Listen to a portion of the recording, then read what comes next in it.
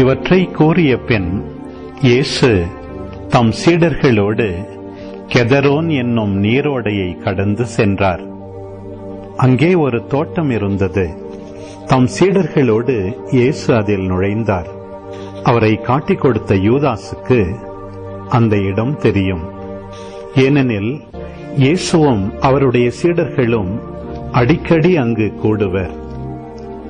படைப்பிரிவினரையும் தலைமை குருக்களும் பரிசேயரும் அனுப்பிய காவலர்களையும் கூட்டிக் கொண்டு யூதாசு விளக்குகளோடும் பந்தங்களோடும் படைக்கலங்களோடும் அங்கே வந்தான். தமக்கு நிகழப்போகிற அனைத்தையும் இயேசு அறிந்து அவர்கள் முன் சென்று, யாரை தேடுகிறீர்கள் என்று கேட்டார். அவர்கள் மறுமொழியாக, நாசரேத்து இயேசுவை தேடுகிறோம் என்றார்கள். இயேசு, நான் தான் என்றார். அவரை காட்டிக் கொடுத்த யூதாசும் அவர்களோடு நின்று கொண்டிருந்தான். நான் தான் என்று இயேசு அவர்களிடம் சொன்னதும் அவர்கள் பின்வாங்கி தரையில் விழுந்தார்கள். யாரை தேடுகிறீர்கள் என்று இயேசு மீண்டும் அவர்களிடம் கேட்டார். அவர்கள், நாசரேத்து இயேசுவை தேடுகிறோம் என்றார்கள். இயேசு அவர்களை பார்த்து, நான் தான் என்று உங்களிடம் சொன்னேனே, நீங்கள் என்னை தேடுகிறீர்கள் என்றால் இவர்களை போகவிடுங்கள் என்றார். நீர் என்னிடம் ஒப்படைத்தவர்களுள் எவரையும் நான் இழந்துவிடவில்லை என்று அவரே கூறியிருந்தது இவ்வாறு நிறைவேறியது.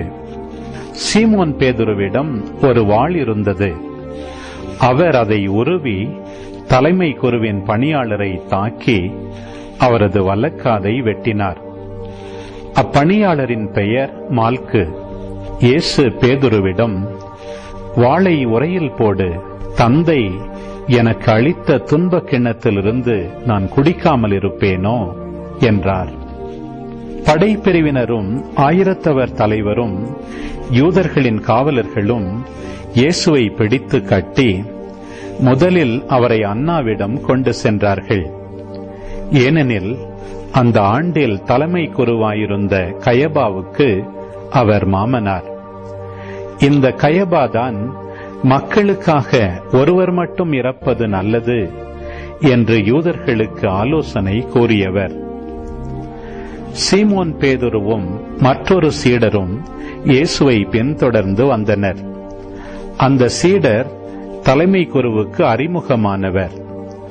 ஆகவே இயேசுவுடன் தலைமை குருவின் மாளிகை முற்றத்தில் நுழைந்தார். பேதுரு வெளியில் வாயில் அருகே நின்று கொண்டிருந்தார். அப்போது தலைமை குருவுக்கு அறிமுகமாயிருந்த அந்த சீடர் வெளியே வந்து வாயில் காவலரிடம் சொல்லி பேதுருவை உள்ளே கூட்டிச் சென்றார். வாயில் காவல் செய்த அப்பணிப்பெண் பேதுருவிடம், நீயும் இம்மனிதனுடைய சீடருள் ஒருவன்தானே என்று கேட்டார். பேதுரு, இல்லை என்றார். அப்போது குளிராயிருந்ததால் பணியாளர்களும் காவலர்களும் கரியினால் தீ மூட்டி அங்கே நின்று குளிர் காய்ந்து கொண்டிருந்தார்கள். பேதுருவும் சென்று அவர்களோடு நின்று குளிர் காய்ந்து கொண்டிருந்தார். தலைமை குரு இயேசுவின் சீடர்களை பற்றியும் அவருடைய போதனையை பற்றியும் அவரிடம் கேட்டார்.